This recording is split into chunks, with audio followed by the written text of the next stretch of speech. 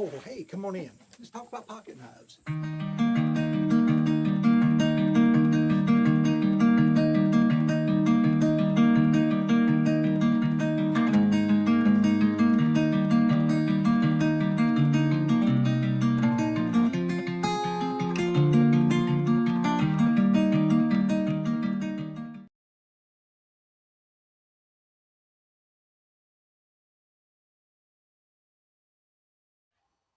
Knife repairs do not always go smoothly. Sometimes what looks like a simple repair instead becomes a fight. This medium stockman knife was made by Boker of Solingen, Germany. Most of you probably already know that there are two Boker knife companies, Boker USA and Boker Germany. The two companies originated from the same family and share much in their designs, logos, and history, but they are two separate companies. This particular knife has damaged plastic handles and a missing shield. The owner wants new handles put on it.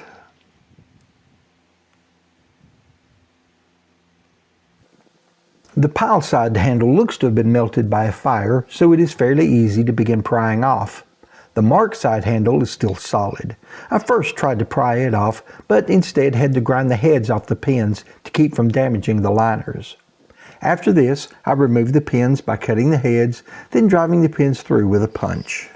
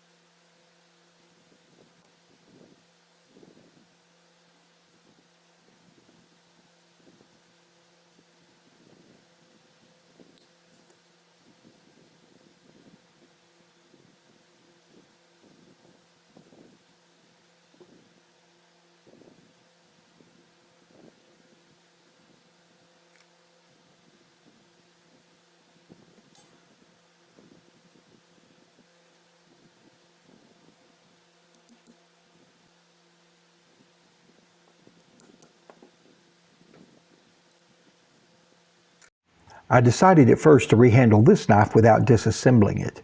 In order to do this well, I have to remove the center pin, but the blades all remain in place. This was the first big mistake that I made with this knife, as I did not take enough time in inspecting it before I started. The knife had some other problems that I did not identify until later, but you'll see that in a bit.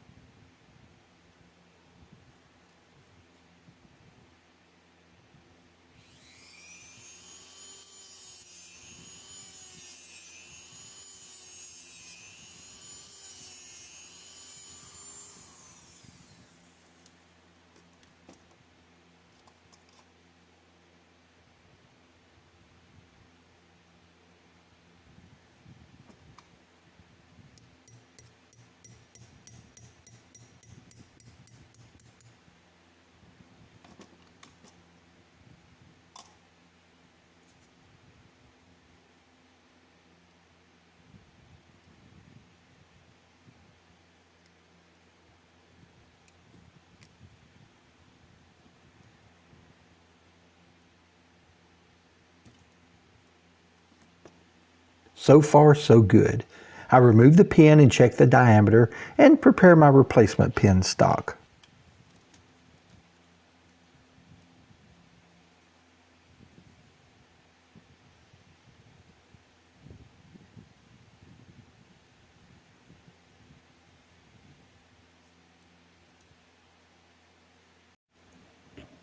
For the new handles, I cut some pieces of wood that I had bought from the offcut bin at a woodcraft store. It was unlabeled, but I believe that it might be leopard wood. It's beautiful and has a great grain structure. I'm going to drill holes for the pins on the back handle by going through from the front side of the knife. Then I will drill the front handle by drilling through from the back side the same way. After I've drilled for the center pin, I do the same thing with the smaller 1/16 inch drill bit for the handle pins.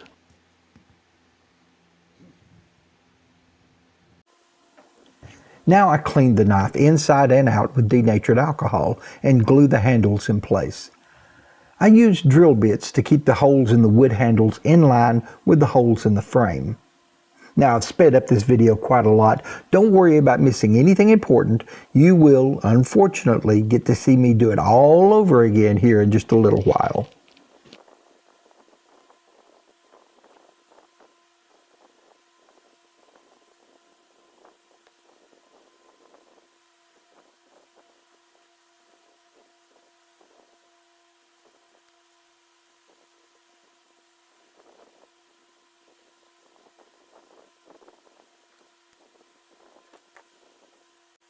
Once the glue is cured, I sand these handles down to fit.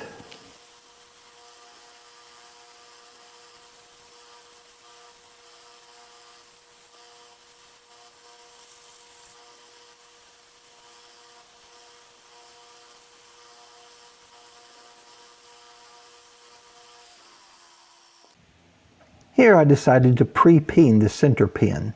That way I only have to peen one side of the pin after it's installed. I have a separate video short that covers this. Check it out when you have the time.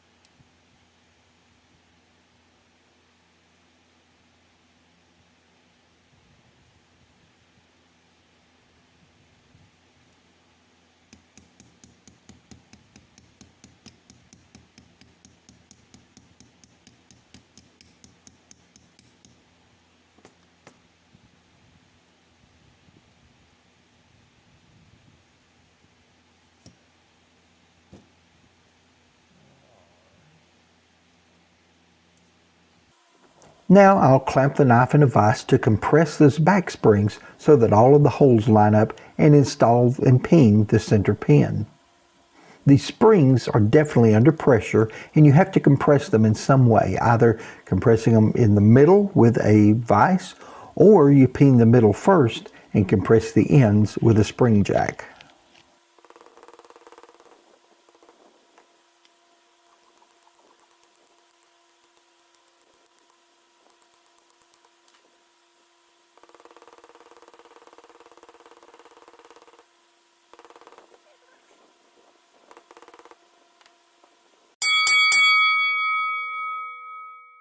I forgot to start the camera back when I tested this knife. The main blade has no snap. I don't know if I failed to look for it before I started or if I noticed it but thought it was just caused by the warped handle, but I did not really catch it until this point. The tang was badly worn on the main blade. It would have to be removed and repaired. So I used the razor blade to cut the center pin and one pivot pin.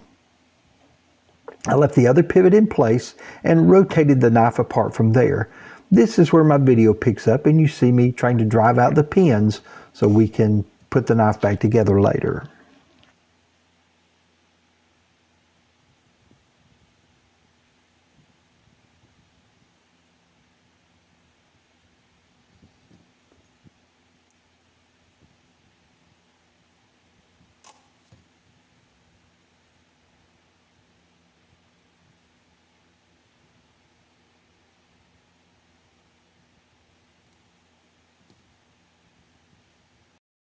I'm not showing you the full repair of this blade.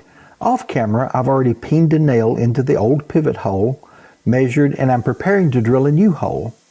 I begin by using this starter bit. It's a larger drill bit that tapers down to a small tip, and it's helpful in starting a hole without the bit wandering around so much on the material.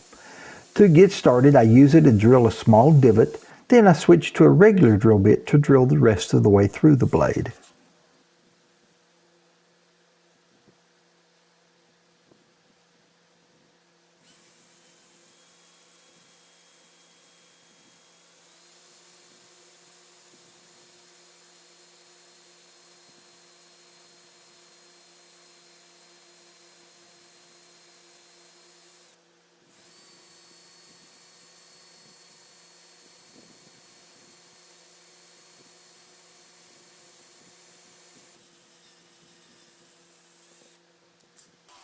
Here I remove the rest of the pivot pin out of the bolster in order to replace it with a new pin.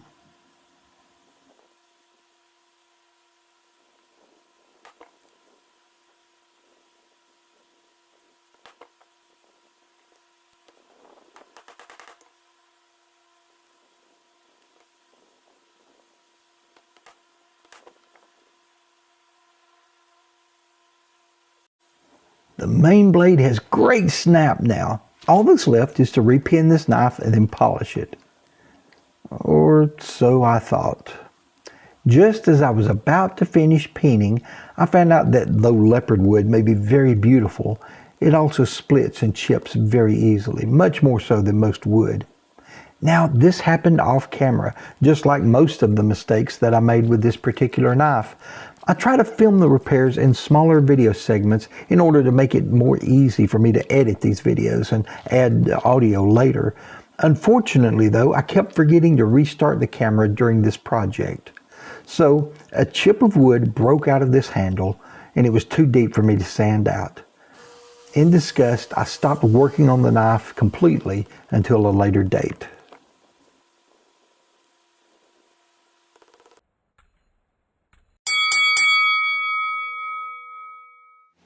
So now, a couple of weeks later, I pick up the project once again and decide to try it. I have fully disassembled the knife, removed these old wooden handles, and cleaned everything. I've chosen some Catalina bone slabs from Culpeper's. It's beautiful bone. I believe that these will look very good on this knife and will actually more closely resemble the original jigging pattern.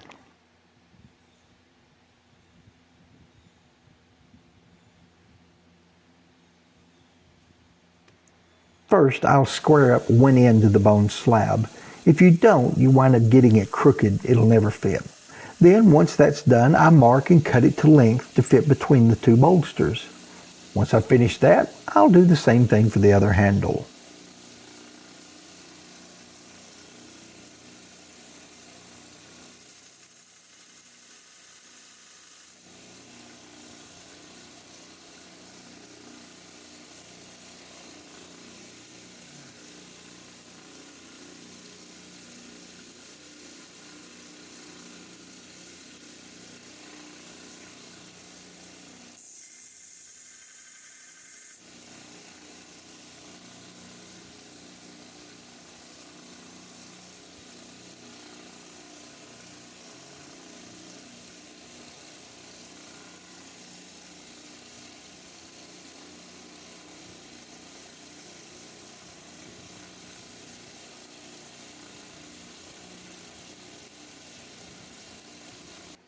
Now to glue these handles in place. You see that I do, after applying the glue, take care to remove the air bubble from my bottle of glue each time that I use it. And this really extends the shelf life of glue. Do this every chance you get.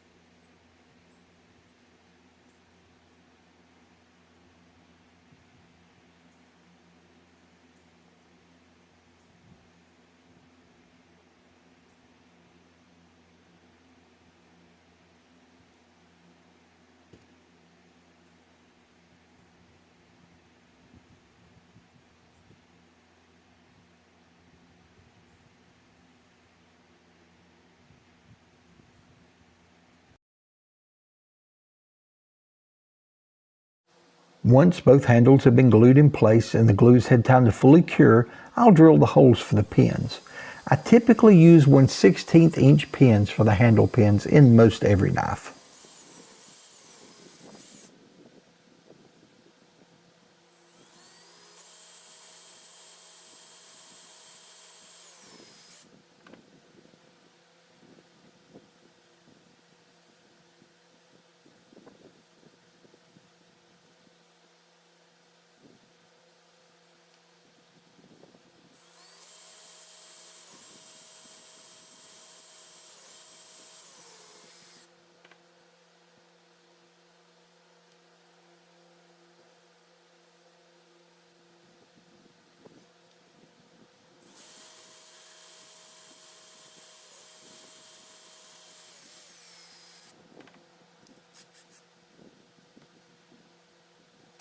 Now I'm going to speed up the video through this pinning process. It's fairly standard work. I insert the pins, cut them to length, file the ends of them smoothly, and then I'll pin them inside and out until they're solidly in place.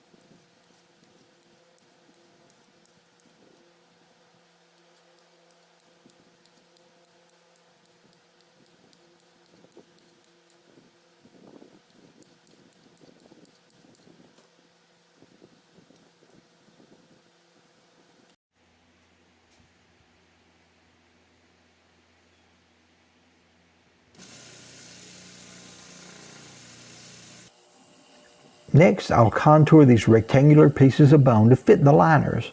I prefer to do this step after the handles have been solidly glued and pinned into place. I don't want them to shift while I'm sanding. I've seen some people contour the bone to fit first, to make sure that they have it correct before they install them. I don't believe there's really a right or wrong way to do it, it's just however you prefer. As I normally do, I sand the bone down until it's almost even with the liner, leaving perhaps a 32nd inch or half a millimeter of bone extending out past the liner. I'll work to get everything perfect after the knife has been fully assembled. Following this sanding, just after the camera was turned off, I noticed that one handle pin was a bit loose. So off camera, I gave it a few gentle taps with a hammer to tighten it up. And of course, I shattered the mark side bone handle.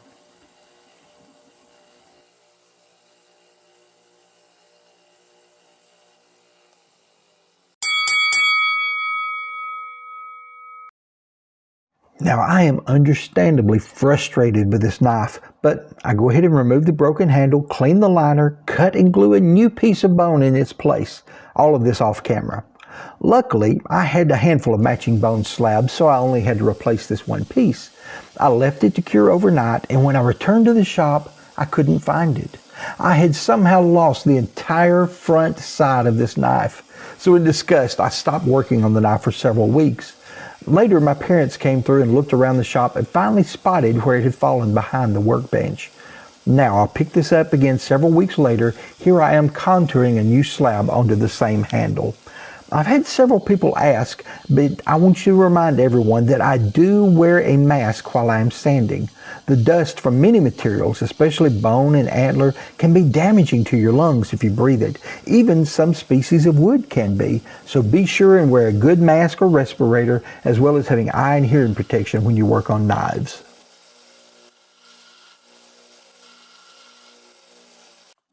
Just as I've done twice before on this same handle, I drill the holes and pin the handle slab onto the liner.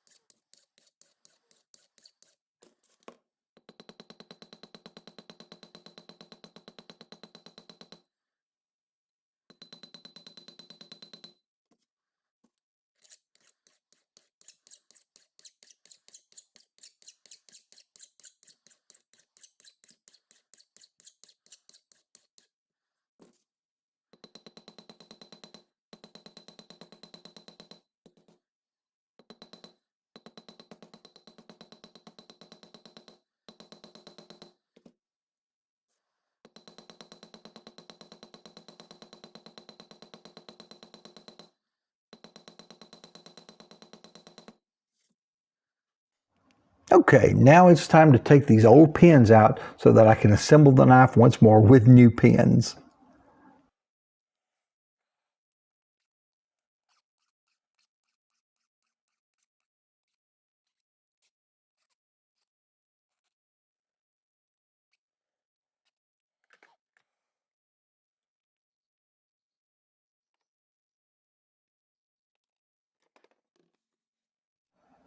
I'll drop the speed of the video back to normal for knife assembly. I often speed through things that I've done multiple times on different knives as it just seems so repetitive to me. Yet I have to remind myself that new subscribers are joining all the time, people who may not have seen my older videos. Now, each and every part of a knife has to go back in place in a specific order and in the correct orientation. But when it comes to replacing the pins, we can do those in a different order. I often put the pivot pins in first and the center pin in last. But in this case, I'm installing that center pin first and putting the blades together last. I've cracked enough bone handles. I want to be able to take extra special care when putting in this center pin to keep from cracking the bone again.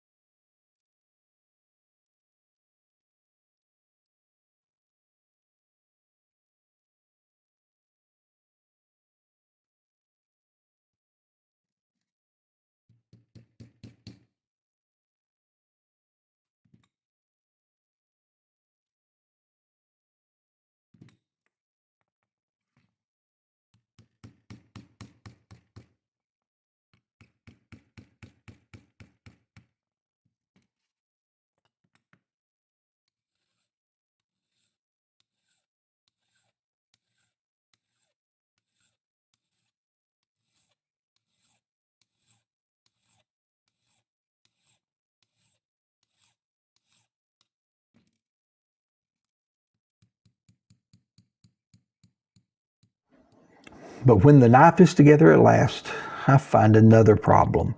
The main blade snaps open great, but it's hitting an obstruction and it just won't close.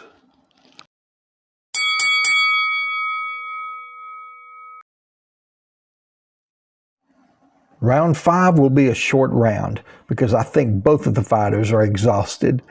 I had actually forgotten about taking this knife apart for a 5th time until I was editing this video, but obviously I did. The problem was with the handle pins. Every time I had put handles on this knife up until this time, I made sure to sand the handle pins flat on the inside, on the liner edge of the knife. But this time on this bone slab, I forgot to do so. So it's sticking out on the inside. You have a tiny bump where those handle pins are peened through on the inside. I'd completely forgotten to do it this time, and the blade catches on it.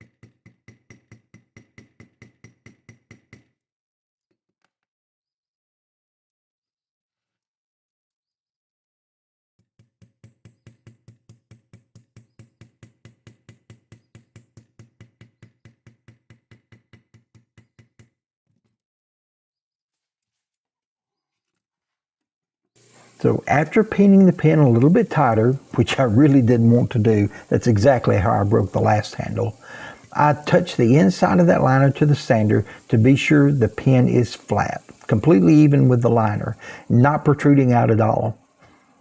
After that, reassembly is fairly easy. The springs are not too terribly strong on this knife, though the knife has good snap. You would think they're very strong. But I'm able to push that last blade into place by hand. That's a bit of a struggle to get the pin into place as I can't hold the knife in perfect alignment with one hand, but a few taps of the hammer drives it straight on through.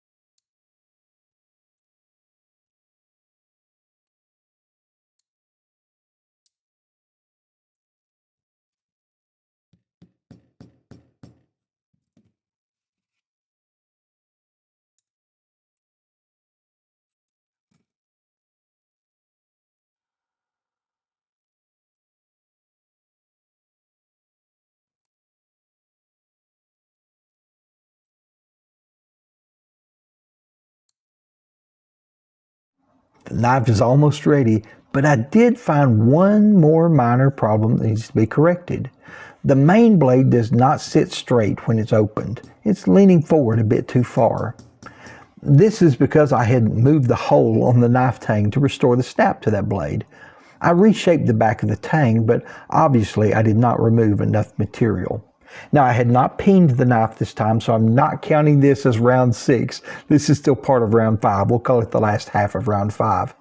Rather than taking that main blade out and sanding it all over again, I removed the back pivot pin, swivel the spring open, and sand just a little bit off the length of the spring, off the end of the spring. I do this a couple of times until the blade sits straight out when it's opened.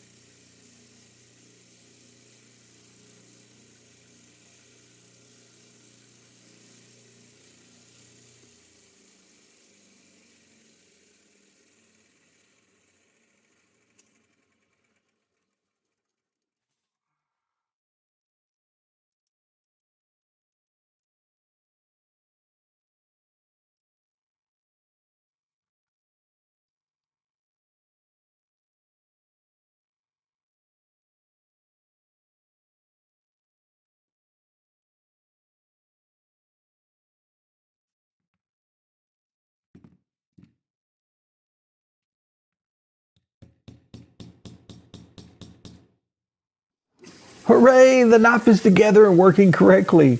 Now, I did fail to turn the camera on again for the peening process. That's been a bad habit of mine throughout this whole video. But you can check out my other videos on peening if you want to see how I do it. Now, it's time to sand these bolsters. I have continually tried new camera mounts and believe I've finally gotten the perfect angle dialed in so you can get a better view of this process. You can see I try to roll the bolsters against the 220 grit belt. You have to keep the knife moving. If I hold it still, it will create flat spots.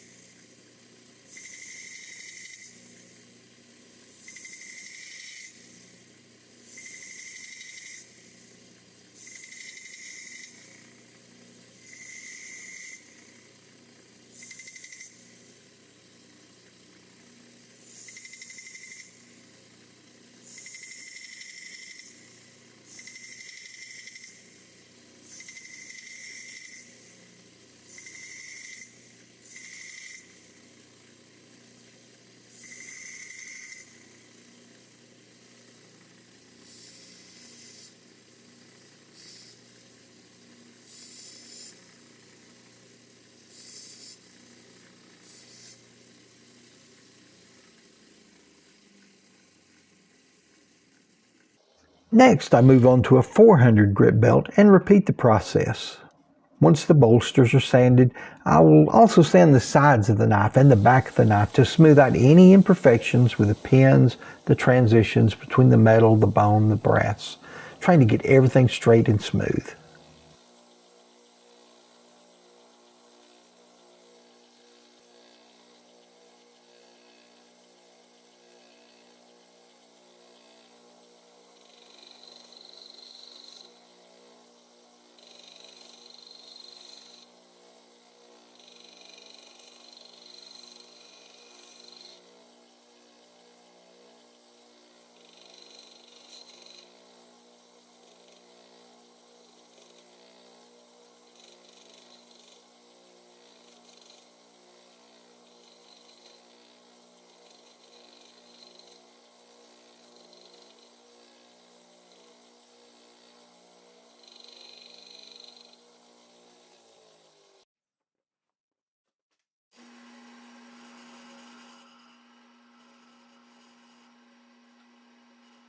Now that the knife is finally together, again, it's passed all the basic functionality inspections, it's time to polish it. Polishing is a fun step because it means you're almost finished. Now, of course, polishing also highlights any sanding mistakes that I've made, and sometimes I have to go back and forth between the sander and the polisher to get one perfect, but this knife turned out just fine by this step.